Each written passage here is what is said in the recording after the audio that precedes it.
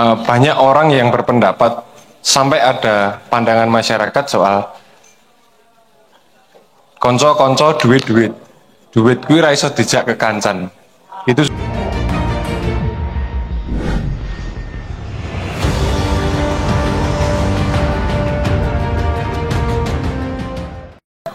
Cek, oke, bismillahirrahmanirrahim.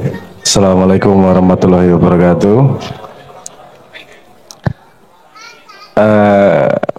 Positioningnya ra paham, langsung nyemplung wae kula pokoknya.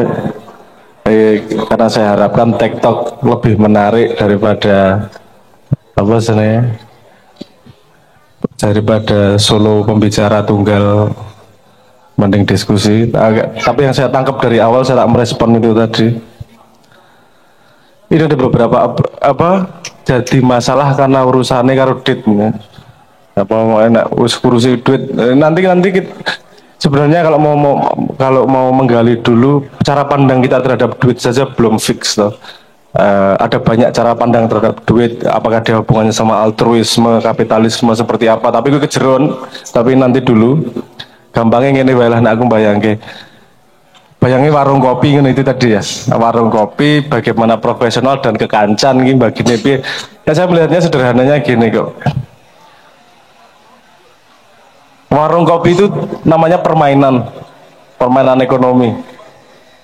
Kenapa saya sebut sebagai permainan? Karena dalam dunia usaha ada peraturan-peraturan tertentu, peraturan kudu beradi, kayak peraturan penghitungan RAB gimana, ngomong pajak seperti apa, bagaimana marketingnya, dan itu kan peraturan dalam permainan. Nah, nek wis punya definisi bahwa itu permainan, kita bisa loncat pakai analogi lain, misalnya gini, bal-balan. Nah, pemain sepak bola itu kudu profesional loh. Nah, ono back, ono apa senengnya, penyerang, ono kiper, ono sing premane. Ono zaman Gattuso biyen kan wanita tarung ngono lah intinya gitu. Pokoknya ada dalam satu tim itu dia masuk dalam sebuah permainan tertentu dengan peraturan tertentu, ada gawang, ada kartu merah, ada pelanggaran dan segala macam, menjadi sebuah tim untuk mencapai sebuah tujuan tertentu. Itu yang permainan profesionalisme dalam sebuah permainan yang namanya sepak bola. Mereka bekerja sama untuk sebuah tujuan tertentu, ngegol ke bola masukin ke gawang musuh kan gitu ya. Tapi di luar permainan di situ, uang kuwi kekancan ora to jane. Ada mungkin kita bisa memperhatikan begini. Kalau ada timnas biasanya setahu saya gini, kalau timnas itu kan tidak setiap hari berkumpul. Ketika mau ada Piala Dunia, yuk dikelompok punya latihan bareng bersama 1 minggu, 2 minggu, atau 1 bulan, 2 bulan. Ada yang sudah lama bermain bersama. Itu lebih efektif biasanya, yang lebih bermain bersama lebih lama.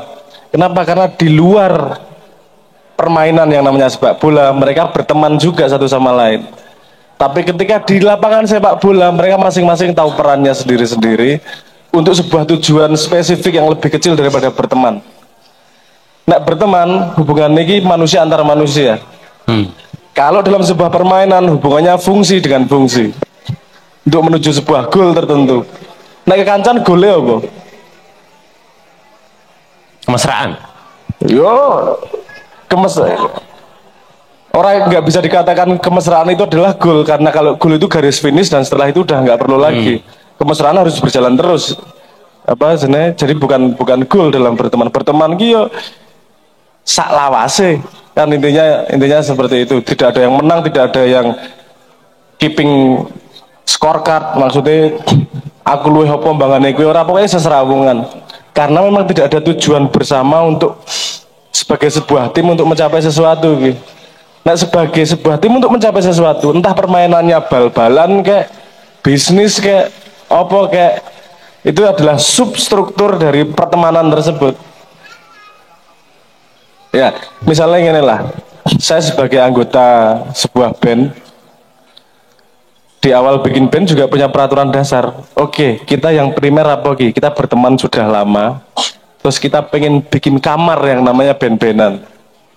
Ben-benan punya sifat, punya pekerjaan, punya tanggung jawab masing-masing untuk menuju goal yang kita tentukan bersama. Opo ki goalnya adalah karya yang bisa dipakai apa dan seterusnya lah. Jadi kontribusinya jelas untuk mencapai sebuah goal bersama. Tapi gue ora ono gunane nek kekancanmu kemudian terkorbankan karena permainan tuh hanya 45 prading bal-balan piro 90 menit. 90. Bapaknya pindu soalnya. Iya. 90 menit, tapi kalau pertemanan non-stop nih sampai mati nek iso.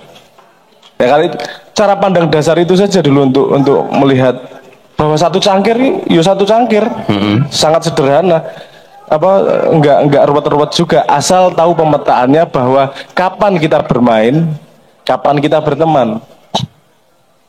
Permainan akan lebih canggih kalau pertemananmu lebih raket. Ini terlalu ruwet ora iki. Neng paham maksudku ya. Ngelihatnya itu ini permainan iki. Ini permainan sing jenenge misalnya nggak bisnis. Ini permainan nek bisnis iki sederhana. Piye golek bathi, ngono to? Ini permainan bisnis ngono kuwi golek rugi aja bisnis kowe. Bisnis iki golek bathi. Permainannya memang untuk di situ. Jadi semua teman yang ngumpul dalam satu permainan ini harus punya kontribusi untuk mencapai apa yang diharapkan. Jadi kalau bisnis itu dalam permainan semuanya harus terlibat dan sepakat untuk menuju satu goal yang sama, misalkan untung itu berarti gini, nggak harus untung berarti tapi gini, nggak semua harus terlibat juga. Kekancan terus aku ragilem melu bal-balan, aku raiso bal-balan misalnya sikilku kiwa kabeh dadi nek bal-balan mesti nggak pas nendang belok-belok misalnya gitu, nggak masalah. Dia bisa berkontribusi dalam posisi lain, jadi cheerleader misalnya, jadi gawake banyu misalnya, itu dia dalam dia support permainan tapi tidak ikut bermain. Bisa juga konfigurasinya seperti itu. Kita tidak bisa memaksa orang untuk ikut bermain, tapi ketika sudah dalam masuk permainan kita harus menentukan goal bersama nih. Karena kalau tidak ada goal bersama, kita tidak bisa menentukan benar salah dari perilaku setiap orangnya. Biar gue bisa menentukan benar salah. Misalnya gawe warung kopi. Oke, untuk apa tujuannya apa? Agar dhewe golek bathi, tapi ngelarani wong liya. Kita juga menumbuhkan komunitas di situ. Oke, goalnya di situ ya. Oke, sudah goalnya di situ. Kalau ada satu orang yang tidak rajin di situ, misalnya bolosan, sudah dilihat bahwa dia tidak membantu menuju goal tersebut. Oke. Sederhana kan dulu. Lo ini goal kita sepakati bersama kok. Kamu tidak konsisten sebagai perjanjian, bukan perjanjian, sebagai konco bareng-bareng harus menuju goal situ, tapi di tengah jalan kamu kok menggok gitu. Ayo kita rembuk masalahnya apa gitu. Tapi itu tidak bisa menghapuskan kekancan juga kan berarti. Kalau semuanya sadar bahwa itu permainan, gue kan yo nek main bal-balan dadi back, ora ketika ngombe neng omah di rumah nyuci popo anak sebagai back pemain sepak bola kan enggak juga tuh, kan sebagai bapak posisinya. Nah ngobrolnya di mana? Kalau ngobrolnya dalam permainan itu, ya fungsimu dalam permainan itu berlaku atau tidak. Nah tidak berlaku ya, ayo kita mundur sedikit sebagai teman, piye digenahke seperti apa nih. Nah kalau ini diteruskan dan kamu tidak membantu, akan bikin tensi pertemanannya bubar. Piye apa namanya langkah selanjutnya? Misalnya Nek itu di awal sudah punya perjanjian, kalau ada masalah yang akan membubarkan pertemanan, mending beni bubar. Itu perjanjian dari awal misal. Karena kita masuk dalam sebuah permainan yang namanya band industri waktu itu. Band industri. Beda nek band-bandan seneng-senengan karo ngamen, beda peraturan permainannya sangat berbeda. Ora kudu nyalon. Nek band industri kan nyalon semiran. Kudu nyalon semiran rambut ngono barang telek-telekan gitu lah. Ya, tapi konsekuensi dalam sebuah permainan.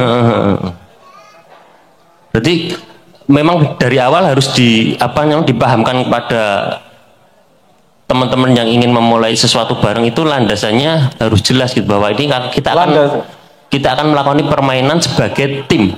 Iya ya, harus jelas. Kalau enggak kita nggak punya dasar. Kita nggak punya dasar untuk menilai ini benar atau salah perilaku dia. Iya ya, aku ngomongin gini. Anda ikut Facebook yang lebih dari 2 tahun, Anda enggak? Izin. Izin. Facebook lebih dari 2. Anda lihat posting Anda 2 tahun yang lalu, malu nggak? Otomatis. Jijik ya, zamannya jomblo kayak atau zamannya alay kayak atau sih, jadi statusnya sama sekali berbeda dengan keadaan sekarang. Kan malu. Kenapa? Karena kamu bisa jadi hakim dirimu yang kemarin, sehingga bisa ngomong bahwa itu benar, itu salah, itu pas, itu enggak. Nah kalau sekarang, kalau kita melakukan segala sesuatu yang jadi hakim ini benar atau salah, siapa? Kan cita-cita yang kita harapkan 2 tahun ke depan nih, yang menghakimi adalah kita 2 tahun yang ke depan itu, bukan 2 tahun lagi, tapi sekarang nih cita-cita dalam 2 tahun nanti, targetnya pokoknya kita akan mencapai profit segini tanpa nyakiti sopo-sopo. Nah iso ini berkembang seperti ini. Oke, kita punya cita-cita, goal yang jelas nih. Sebuah keputusan atau perilaku yang tidak menuju ke sana berarti kan salah. Perilaku yang menuju ke sana berarti perilaku yang benar.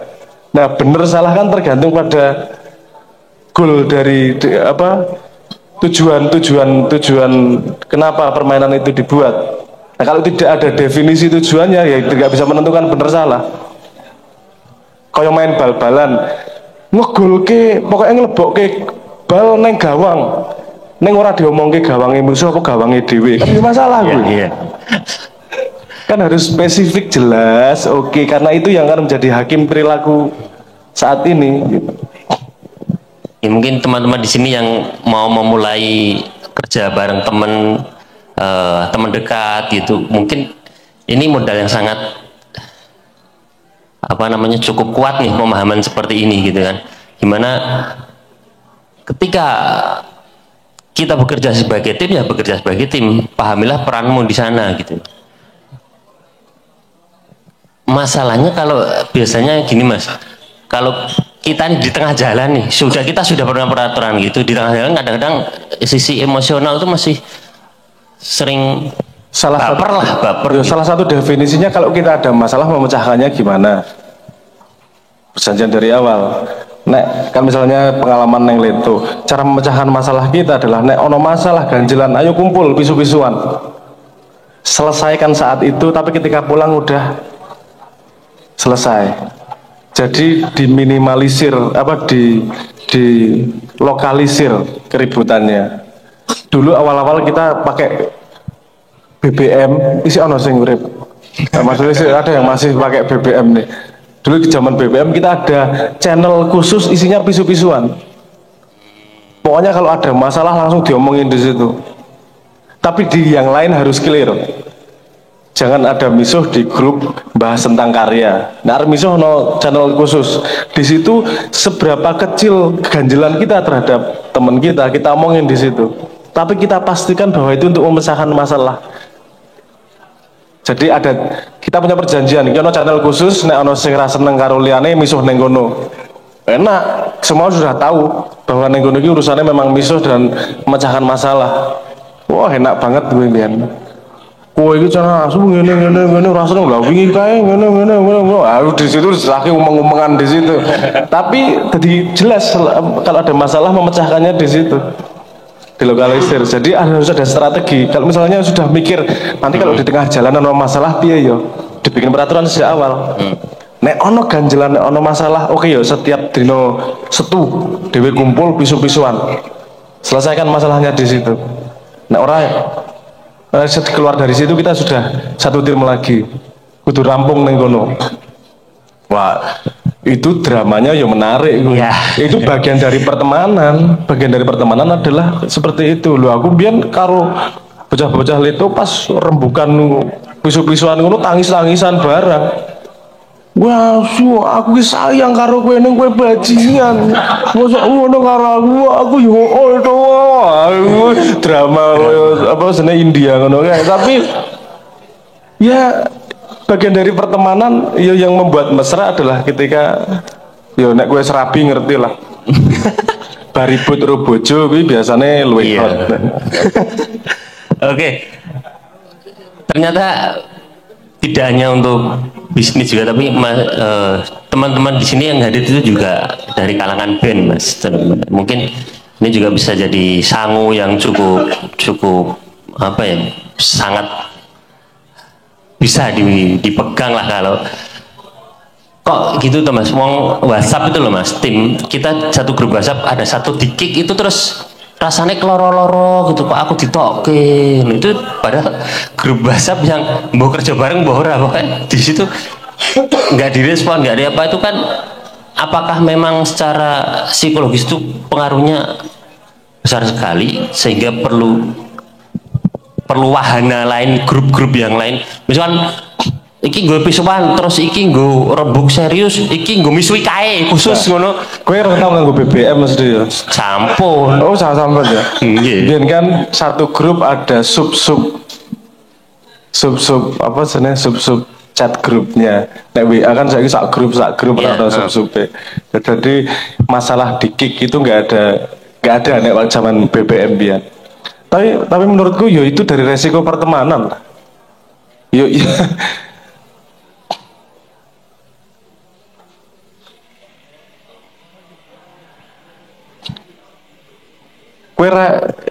Teman itu bukan definisi rasamu.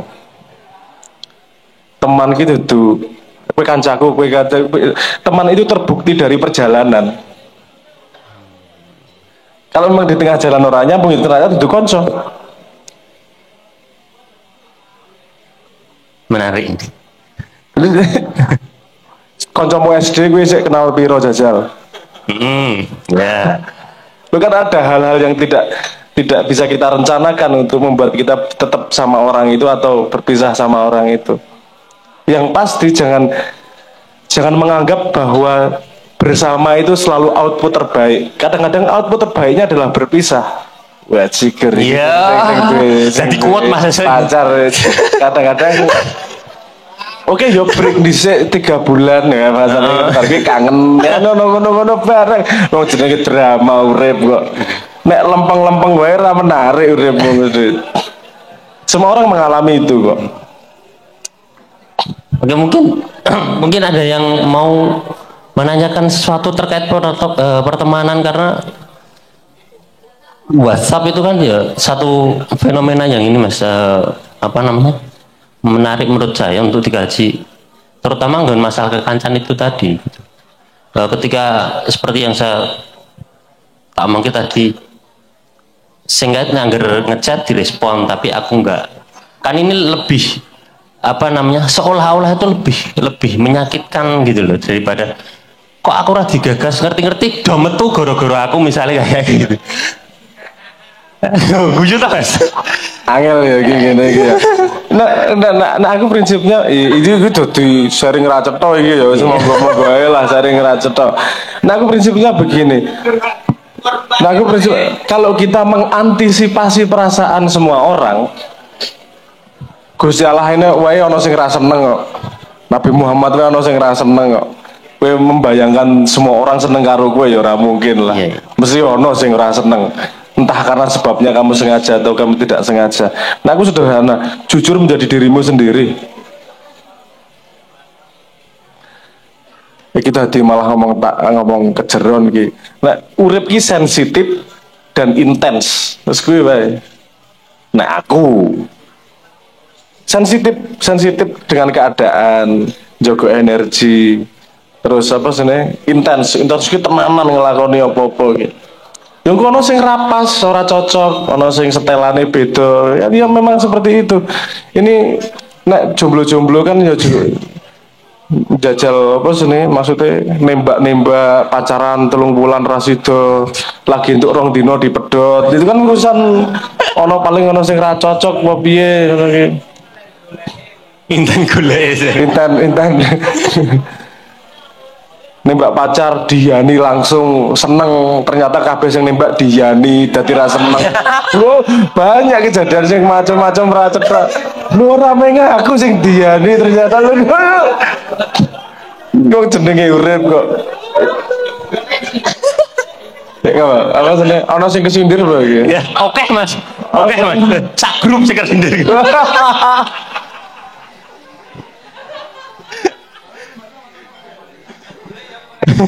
Monggo dari grup ada yang ditanyakan. Yo aja tanya jawab lah gayeng-gayeng ngobrol karena Monggo keadaannya sambil silakan ngopi sharing ngene iki. terkait profesionalitas dan kekancan sing rada terbawa perasaan. Kalau hubungan pertemanan mungkin lebih cair ya, karena tidak ada peraturan dasar. Karena kamu tidak bersaing melawan kelompok pertemanan manapun. Itu perspektif dasar tuh. Kue kekancan gini kan nggak dibandingkan karo wong liya sing kayak kekancane wong 10 aku kudu wong 12. Kayak wong 20 aku kudu wong 20 kan ra ono ngono kuwi kalau kekancan. Jadi kekancan kan yang saya sebut sebagai perang panjang. Perang dalam tanda petik ya kok koyone perang, perjuangan panjang. Jadi yang memang tidak ada goalnya, itu tidak ada hasil akhirnya. Kaya wong rabi itu tidak ada menang kalah karena dia perang panjang. Kamu kan tidak rabi terus nek ana keributan, "Juk, aku kudu menang lawan bojoku." Sing kalah ya keluargamu. Bojomu menang lawan kue kalah. Sing kalah ya keluargamu dadian. Tapi kan bukan urusan menang kalah, tapi urusan menjaga keseimbangan. Nek apa sebenarnya kekancan gue. Tapi nek permainan, entah permainan bal-balan atau permainan bisnis atau apa segala macam, itu kan gue ono pesaing mesti, sehingga ada goal pendek untuk mencapai goal tersebut, sehingga dibutuhkan yang namanya hierarki. Ini ngomong rodok akademik ya.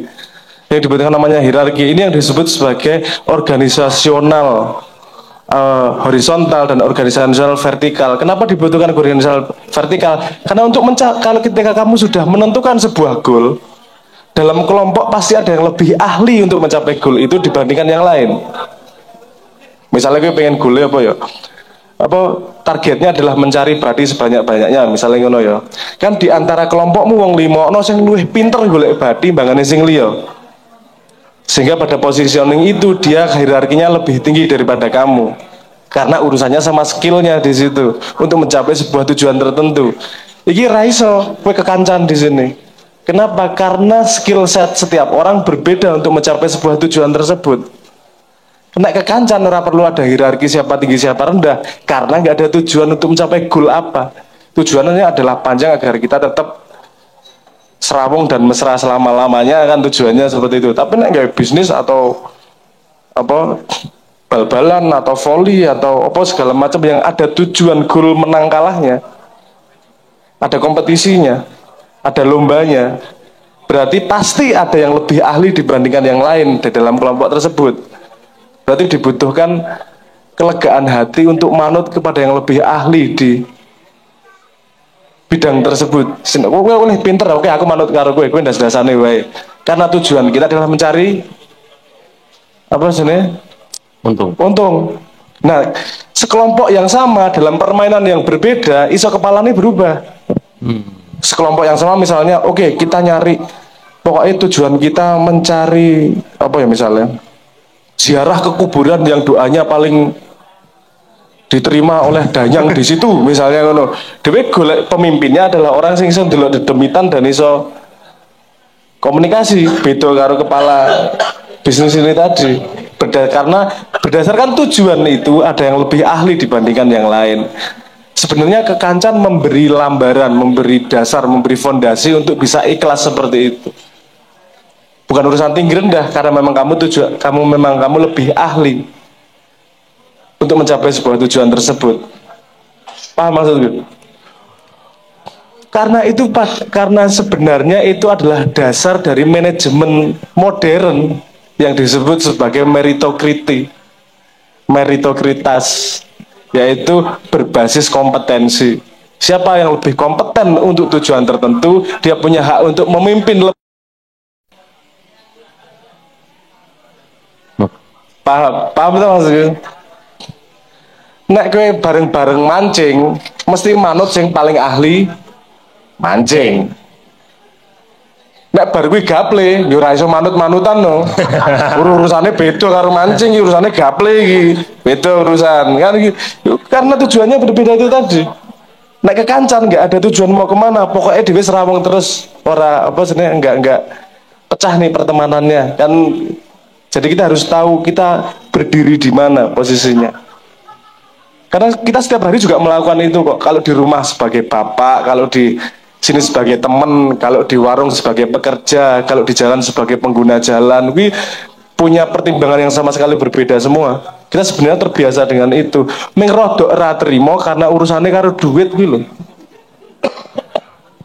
Nek bis duit mulai akeh ya. Piye kowe padahal luwe ahli asline. Karena gini juga, kita agak selip memandang duit. Sebenarnya duit itu apa sih? Duit itu yo enak pokoknya kan. Duit adalah pengganti ilmu pelet misalnya kan. Nek gue mbiyen golek pacar kudu ilmu pelet, golek ning dukun saiki ATM-e gede ngono wis pengganti pelet gue. Jadi salah satu fungsi duit juga sebenarnya. Tapi gini, iki dadi ngomong rodok ngano ya. Intelek pitik ya. Intelek pitik. Apa jenis gini,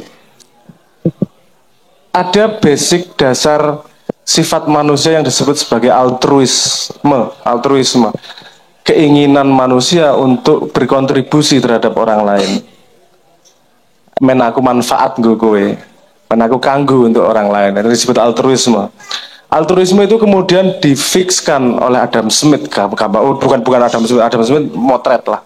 Tapi itu kemudian difikskan jadi sebuah sistem yang namanya kapitalisme itu. Duit itu bukan rebutan duit sebenarnya kapitalisme itu. Duit hanyalah indikator seberapa kamu manfaat untuk orang lain. Orang mungkin kowe ngek duit nang wong liya, nek orang liya kuwi tidak memberi manfaat kepada kamu. Pandangan dasar duit kan sebenarnya seperti itu, sebagai tolak ukur kontribusimu terhadap society. Sebenarnya gitu aja asalnya, awalnya. Tapi kemudian kan terus terjadi kerancuan lah, bukan kerancuan lah, perkembangan pikir. Duit bisa menjadi jalur kontrol, karena kue tak bayar berarti kue manut karo aku. Jadi gitu. Kalau cara pandangnya sudah berubah, perilakunya juga pasti berubah. Nah, kalau kita sudah punya pandangan dasar bahwa uang adalah key matrix, adalah tolak ukur terhadap atas kontribusimu terhadap tim ini, misalnya gitu. Kenapa gue dibayar saono? Karena kontribusimu di sini dihargai segitu. Kenapa pimpinan lebih tinggi bayarannya? Karena tanggung jawabnya lebih luar, kontribusinya terhadap company dan resiko yang dia tanggung lebih besar daripada yang lain, sehingga duitnya luwih akeh. Itu urusan sikut-sikutan, itu bukan urusan yang lain. Basicnya sebenarnya seperti itu. Tapi kemudian saya bilang tadi mengalami perkembangan dan arah yang lain. Kita jadi ngomong sesuatu yang sangat lebar ini nanti kalau kita ngomong situ. Nah, daripada kita ngomong duit pada bias-bias yang berbeda, kita ambil dasarnya dulu. Menurut saya kalau mau ngomong bisnis tadi itu kan kita menentukan rule dasarnya seperti apa, kita menentukan goalnya seperti apa untuk menjadi hakim kita benar salahnya perilaku kita saat ini, dan kemudian kita membuat cara pandang yang tepat terhadap duit. Duit bukanlah scorecard, apa ya bahasa Indonesia scorecard, bukanlah penghitungan skor sapa sing luwih gede dite berarti luwih HP, enggak seperti itu. Duit adalah penanda kontribusimu pada kumpulan itu. Berarti nek duitmu saono ya kontribusimu saono, berarti duitmu saono kontribusimu saono. Nek kowe tidak memberi kontribusi ya kamu tidak berhak mendapatkan duit. Ya sederhana itu. Jadi tolak ukur uang adalah duduk suge-sugian, duduk rebut-rebutan, bukan hasil, bukan output. Dia adalah parameter terhadap kontribusimu terhadap society atau terhadap game yang sedang kamu mainkan tersebut. Walaupun ada tolak ukur yang lain terhadap kontribusi itu, penghormatan, penghargaan, ono kami tuwo, ada kiai yang dihormati oleh orang banyak, itu penghormatan juga salah satu cara, juga salah satu currency, salah satu mata uang atau currency, alat tukar terhadap kontribusi tersebut. Biasanya kontribusi yang spiritual, yang lebih ke arah spiritual, tidak berbentuk duit, biasanya lebih berbentuk penghormatan, lebih berbentuk kepatuhan dan seterusnya. Tapi kalau kontribusi yang lebih nyata, ya bukan nyata ya, lebih tangible, lebih terukur, dia diukurnya dengan duitnya, dengan seberapa gaji yang dia dapatkan tersebut. Lagi ngomong doa banget iki. Kowe wacanan dhewe bukune salah satu ini yang menarik urusan kuwi lah. Bukune Requisite Organization wacanan dhewe kuwi. Aku jelaske panjang lebar iku. Tapi intinya seperti itulah. Nggih. Mungkin dari para hadirin yang mau berbagi atau bertanya lah. Oh nggih, maju mas, maju mawon mas. Ada. Nama nggih, nama asal. Asal alamat.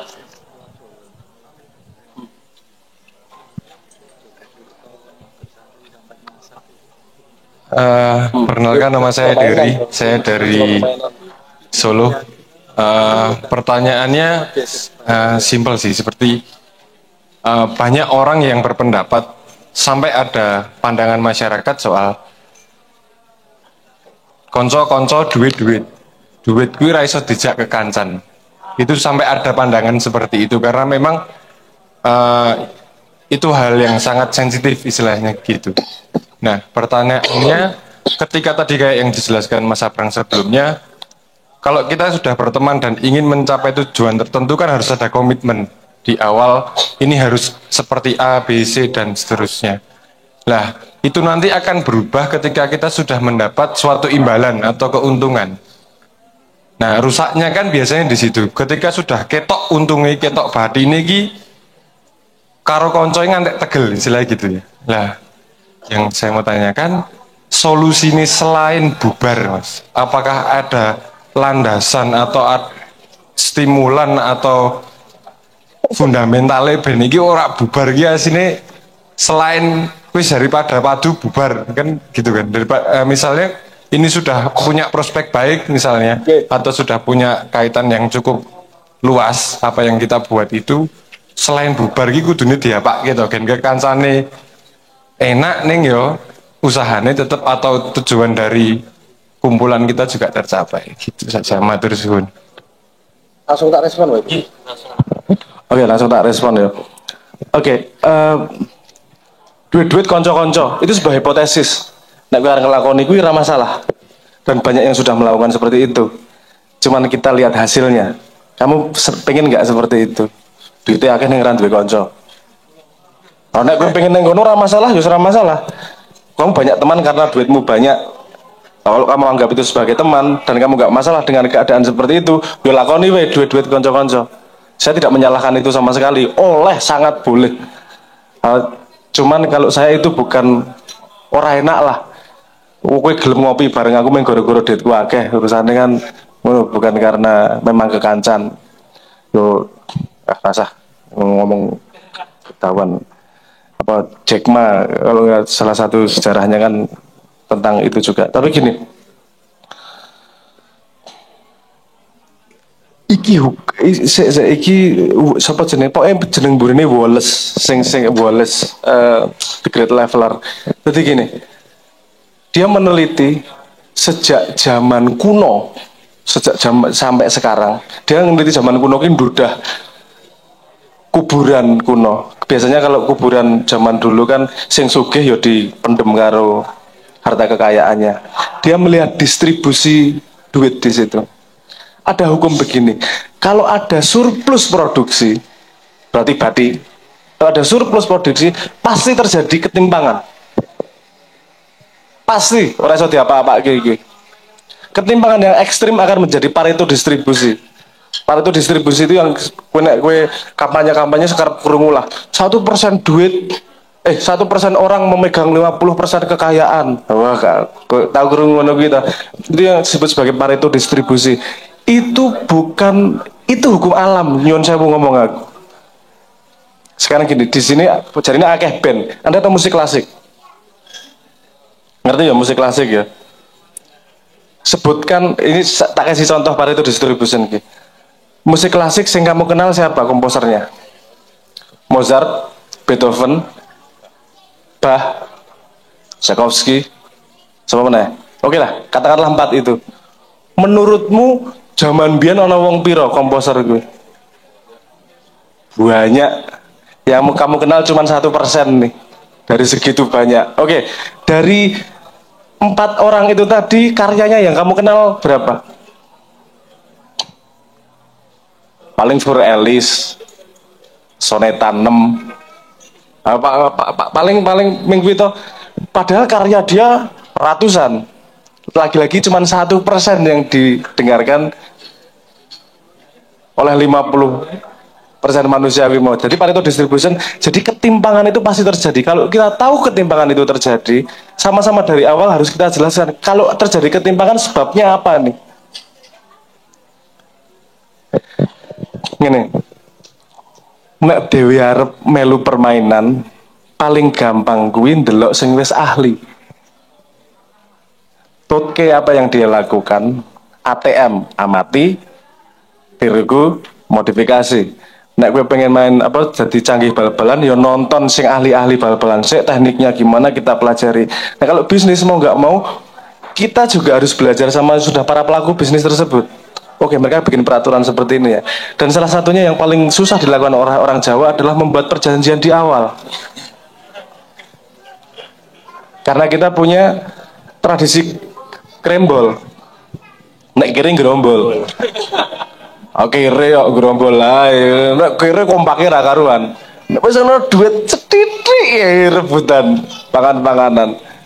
Nah, dari awal makanya perlu dari awal perjanjian itu di apa namanya dicetak di awal, harus cetok di awal, sehingga ketika terjadi peperangan, terjadi dispute, terjadi masalah, bukan abstrak lagi, tapi konsisten nggak kamu sama perjanjianmu di awal.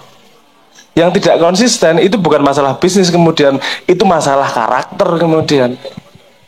Nek kowe ra iso konsisten pada sebuah perjanjian, masalahmu yang lain dalam hidupmu yang lain juga resiko ini, karena kamu konsisten sama ini aja nggak bisa. Justru ketika urung duwe apa-apa perjanjian sudah di layout. Ojo ketika wis rapopo monggo sahamku aku ra saham rapopo. Ngono pas ono dite kae padahal ngandung rasane ning mburi padahal kuwi iya yo. Itu nggak akan membuat perkembangan. Itu dalam permainan itu wong Jawa susahnya gawe perjanjian di awal itu tadi. Padahal itu jadi fondasi dasar untuk ketika ada masalah di depan. Sebenarnya itu urusan antisipasi semua. Bukan urusan rebutan duit. Rebutan, ayo kita fairnessnya gimana nih? Apa yang kita hitung bersama nih? Modalnya, resikonya, kapabilitasnya, koneksinya, dan seterusnya. Kita hitung bersama, kita setujui nih. Share-nya segini dengan tanggung jawab nih. Misalnya kamu antisipasi di tengah jalan lungo, oke, yang bertahan lebih dari 3 tahun ini jadi permanen. Kalau nggak lebih dari 3 tahun kamu keluar di tengah jalan dianggap bukan punyamu. Dari awal sudah diperjanjikan dulu. Kamu ada masalah diantisipasi di awal. Nah, kemudian kalau nanti ada yang melanggar perjanjian di awal, kamu lepas pertemanan kan ya masalah. Karena dia menjadi teman pun tidak konsisten dengan kalimat dia. Kowe duwe kanca dhek omongane ra iso dipercaya. Kowe golek kanca temen kan salah satunya agar kita bisa trust, dhewe iso titip nyawa ning dhek lah intinya gitu. Kalau kamu punya temen tapi malah dia ancaman kan bukan teman namanya. Ngingu kiri ning iso nyokot awakmu dhewe lho ngopo? Pateni wae kiri didol digawe sengsu malah produktif. Istilahnya rica-rica pengalaman ya rek. Blepek joki gitu ya. Oke, nah, mungkin respon saya seperti itu. Ini antisipasi di awal sebenarnya. Jadi kemampuanmu mitigasi masalah itu juga menentukan stabilitas pertumbuhanmu. Nah aku rekomendasi kamu harus clear 5 tahun itu seperti apa. Minimal 5 tahun. Kalau aku rekomendasi ya, karena 5 tahun itu jarak minimal kamu bisa. Ini nek ngomong dari requisite itu tadi, nek kowe ra iso target sampai kamu tidak bisa punya clear bayangan yang jelas sampai 5 tahun, berarti memang strategimu tidak cukup untuk gawe bisnis. Karena hitungan saiki, keadaan bisnis sekarang itu minimal 5 tahun kamu punya proyeksi seperti apa. Walaupun milestone-nya dibikin 1 tahun, 2 tahun, 5 tahun. 5 tahun mau sampai segini, 1 tahun segini, 2 tahun segini, parameter kimetriknya seperti apa, jalaninnya seperti apa, tugasmu seperti apa, kalau ada masalah gimana, kalau misalnya ada gini gimana, kita jaga 10%, 15% optional stock, kenapa, kalau nanti ada strategi gini nih bisa kita gunakan dan seterusnya lah. Itu pengetahuanmu sangat berguna untuk antisipasi keadaan ke depan. Jadi gunanya pengetahuan.